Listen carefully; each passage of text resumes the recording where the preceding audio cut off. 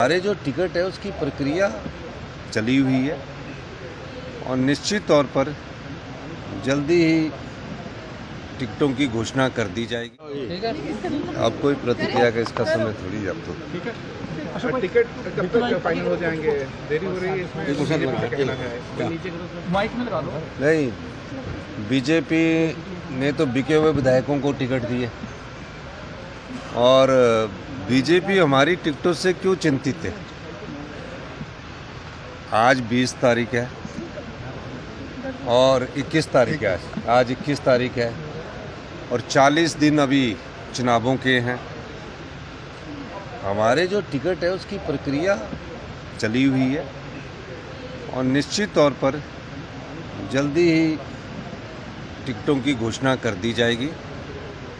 लेकिन हमारी पार्टी का चुनाव प्रचार तेज़ी से चला हुआ है और हमारे प्रत्याशी के बगैर हमारे मंत्री जनता के बीच जा रहे हैं।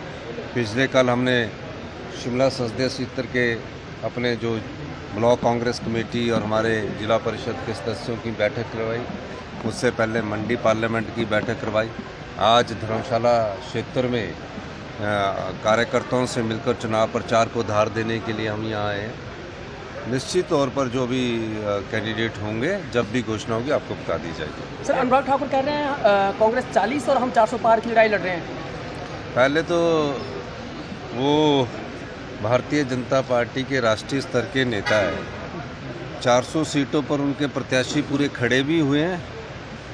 ये एक नारा है, मतलब 400 का मतलब है कि वो 543 सीटों में 400 में उनके पूरे प्रत्याशी खड़े हुए हैं।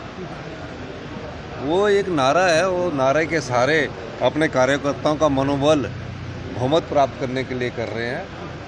लेकिन मैं कह सकता हूं कि हिमाचल प्रदेश में कांग्रेस की जो सरकार है वो लोकतंत्र को जो खरीदने की भारतीय जनता पार्टी ने पैसे के दम पर सत्ता त्यागने की कोशिश की है। हमारी सरकार जनता की अदालत में जाएगी। जनता की अदालत में इस बात को रखा जाएगा कि हमारे पास धन बल तो है नहीं, जिस धन बल के सहारे उन्होंने कांग्रेस के विधायक खरीदे, लेकिन हम जनता के बल से ये चुनाव जीतेंगे, जनता के आशीर्वाद से जीतेंगे। और जो ये राजनीति है खरीदो फरोख्त की, ये इसका अंत हिमाचल की जनता ही कर सकती है, क्योंकि हिमाचल के लोग राजनीतिक रूप से बड़े जागरूक है, देव संस्कृति में विश्वास करने वाले हैं और जो खरीदो फरोख्त और जो बेईमानी की राजनीति है उसका मुंहतोड़ जवाब देते हैं। उन्होंने ये भी कहा सर कि 2014-2019 में भी सरकार बनाने का सपना देख रही थी कांग्रेस, लेकिन हुआ क्या? 2014 और 2019 में भी सरकार बनाने का सपना देख रही थी कांग्रेस, हुआ क्या? मोदी मैजिक के आगे सब धूमिल हो गए।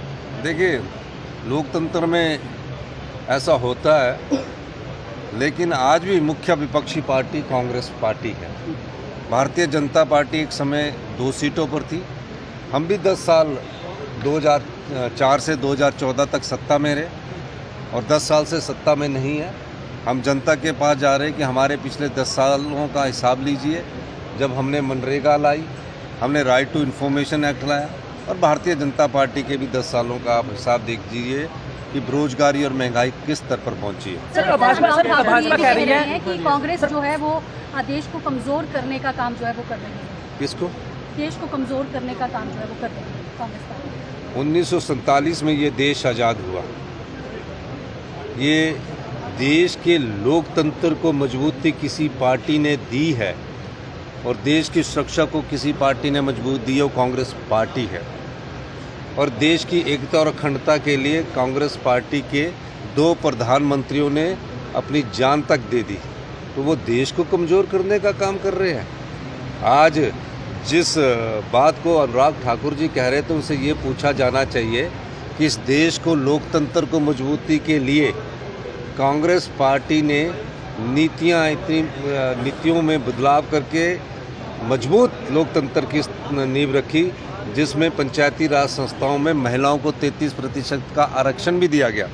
तो आज मजबूत लोकतंत्र के कारण ही तो देश के प्रधानमंत्री मोदी जी हैं अनुराग ठाकुर जी। सूचना है सर, प्रदेश में महिलाओं के प्रति अपराध बढ़ रहे हैं। 2 घटनाएं पालमपुर में देखने निश्चित रूप से मेरे को इन घटनाओं का मैंने संज्ञान लिया है। भाजपा में शामिल हुए हैं, क्या कहना चाहेंगे?